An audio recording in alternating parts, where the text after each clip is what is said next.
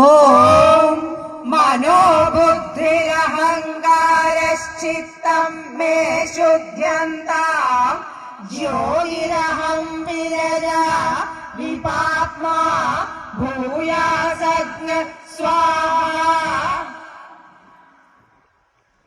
ഇപ്പോൾ ശരീരത്തിനു വേണ്ട ശുദ്ധി ആയിരിക്കുന്നു. ബാഹ്യശുദ്ധി ചെയ്തു കഴിഞ്ഞു. ഇനി ആഭ്യന്തരമായ ശുദ്ധിയാണ്. അതിനുവേണ്ടി പ്രാണായാമമാണ് വിധി. അവിടെ നിന്നുകൊണ്ട് ശ്വാസം പതുക്കെ ഉള്ളിലേക്ക് പറഞ്ഞു തരും.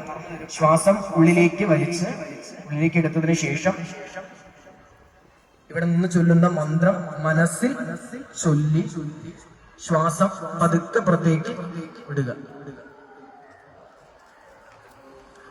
ശ്വാസം ഉള്ളിലേക്ക് എടുക്കുക. അച്യുതായ നമഃ. ശ്വാസം പുറത്തേക്ക് വിടുക.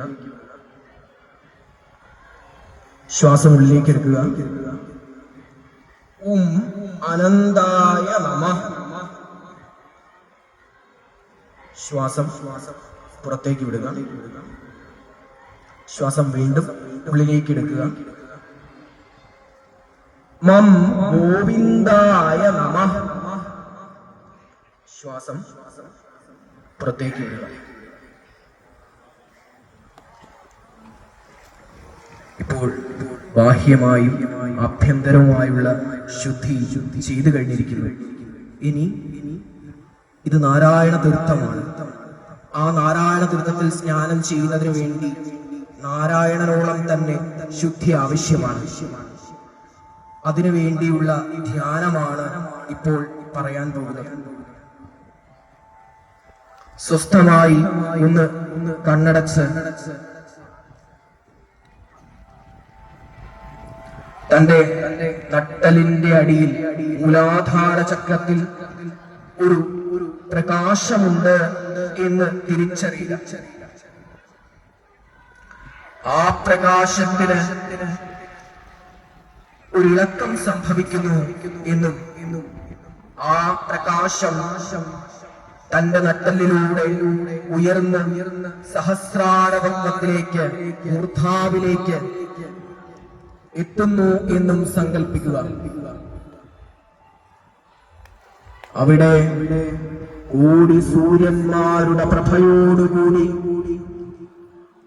ആ ചൈതന്യം വർത്തിക്കുന്നു എന്ന് സങ്കല്പിക്കുക. ആ സൂര്യപ്രഭയിൽ ശംഖചക്രഗദാപദ്മങ്ങളുമായി സാക്ഷാൽ മഹാവിഷ്ണു നിൽക്കുന്നതായി സങ്കല്പിക്കുക.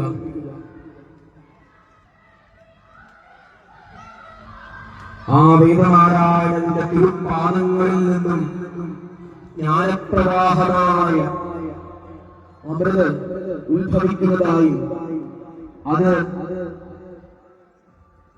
നമ്മളുടെ ശരീരമാകെയും വ്യാപിക്കുന്നതായും സങ്കല്പിക്കുക. 72,000-ലേറെ നാളികളെയും അത് ശുദ്ധീകരിക്കുന്നുവെന്നും തന്റെ കോശകോശാന്തരങ്ങളെല്ലാം തന്നെ അത് ശുദ്ധീകരിക്കുന്നു എന്നും സങ്കല്പിച്ച് ആ ആനന്ദമായ ആ അമൃതത്തെ ഉണരുക.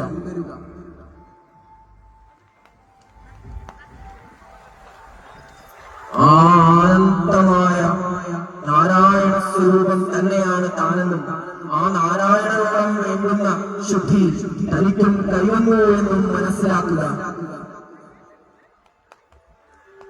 ആ നാരായണ നൃത്തത്തിൽ തന്നെയാണ് താൻ നിൽക്കുന്നു എന്നും ആ നാരായണനിലേക്ക് ആ നാരായണ തീർത്ഥത്തിലേക്ക് തന്നെ സ്വയം സമർപ്പിക്കുന്നു എന്ന ഭാവത്തിൽ എല്ലാവരും സ്നാനം ചെയ്യുക. 3, 9 എന്ന കണക്കിൽ അവനവനാകുന്ന രീതിയിൽ സ്നാനം ചെയ്യുക. ഇനി അങ്ങോട്ട് പുണ്യമാകുവാനില്ല, പാപങ്ങളെല്ലാം കഴിഞ്ഞു എന്ന് സങ്കല്പിച്ച് താൻ പുണ്യസ്വരൂപമാണ് എന്ന് സങ്കല്പിച്ച് ഉറക്കെ പറയുക.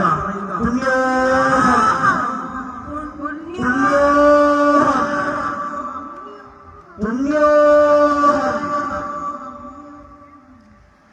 ജ്ഞാനപ്രവാഹമായുള്ള വിലാസിന്ധു ഗംഗ തന്നെ എന്ന് സങ്കല്പിച്ച് ഉറക്കെ ഉച്ചത്തിൽ എല്ലാവരും പറയുക ഹര